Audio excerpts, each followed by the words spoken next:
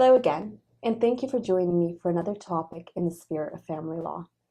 My name is Anna Troitschanski, and I'm an associate with Feldstein Family Law Group.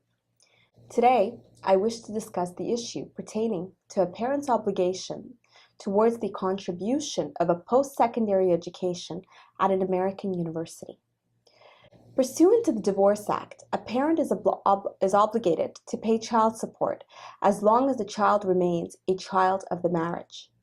To meet this definition, a child must either be under the age of majority, which is 18 years of age, or over the age of majority, but unable, by reason of illness, disability, or other cause, to withdraw from their parents' control.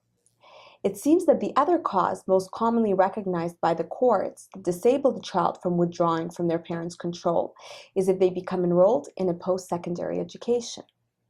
Some courts have said a parent is only responsible for supporting a child through one degree or diploma program. In some cases, parents may also be obligated to contribute towards a second degree. Generally, courts make a decision based on the family's specific circumstances and factors such as the parents and the child's financial circumstances, the child's past academic performance, and how likely the program in question is to lead to full-time employment. An interesting question, however, arises as to whether a parent will be obligated to contribute towards a child's post-secondary expense in the event that the child enrolls in an American university, which may be significantly more expensive than post-secondary education in Canada. The court deals with this exact issue in a recent Ontario Superior Court of Justice decision of Penn and Penn.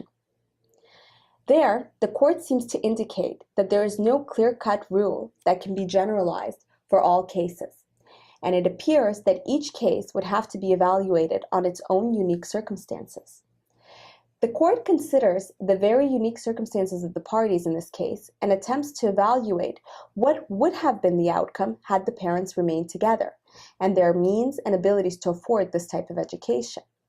The court also questions whether there is an equivalent program in Canada or whether the post-secondary program is one that is highly specialized and not readily available in Canada.